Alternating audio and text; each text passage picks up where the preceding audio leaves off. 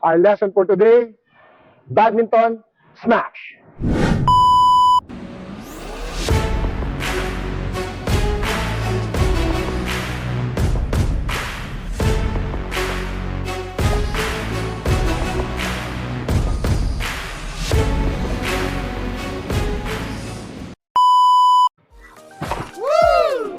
What's up mga kabadmintonero? Ito na ang hinihintay ng mga followers natin. Ang pinaka-paborito natin sa lahat, ang smash. Ngayon, ituturo ko ang pagpalo, ang proper na pag-smash. Una, kailangan proper yung gripping mo. Ang gagamitin natin dito sa lesson na to is yung forehand grip. So ito siya. Next, yung pangalawang sequence natin, kailangan i-prepare natin yung katawan natin, lalo na yung arms natin, na as if mga archer tayo. So, di ba yung mga archer pag ganon? So, sa badminton naman gagawin natin pag ganon. So, kung titignan nyo ngayon, okay, itong aking left hand, I use this to spot the ball. So, kung makikita nyo, may parang 45 degrees yan from dito sa taas, papunta rito, na angulo. Ito kasi yung tinatawag nilang ideal na position, na range ng bola. So, nandito lang sa harapan niya. Next, kung mapapansin nyo yung elbow ko, okay, level sa armpit or sa kilikili ko, or higher. Okay? So, ito namang racket ko, naka-forehand grip. Dapat hindi nakasagabal sa mukha ko. So, mas higher na konti. Pero naka-forehand na yan.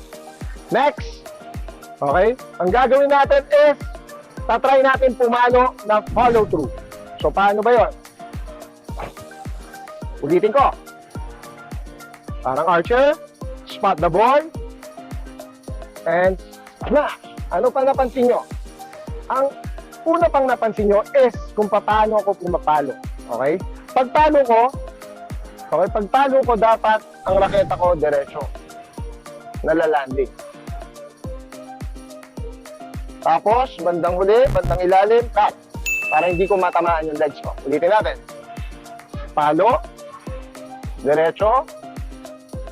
Pababa. Then cut. Gawin natin mabilis.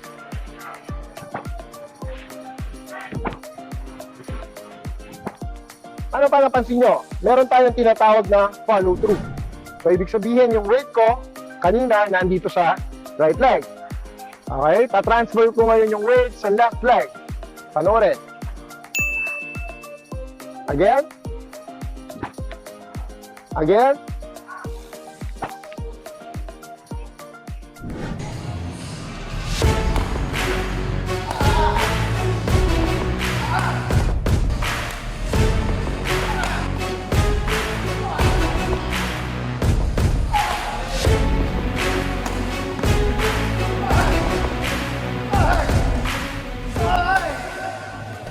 O, ayan ha. Marami na naman tayo natutunan ngayong araw na to.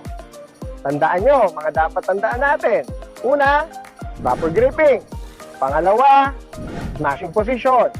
Pangatlo, yung follow through or yung transfer ng weight. Pang-apat, yung pumalo kayo ng malakas. Yung walang alinlangan.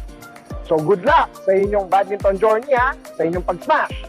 At marami pa tayong di-discuss na smash tips at mga lessons. Kaya, you know the drill. Stay healthy, badmintonero.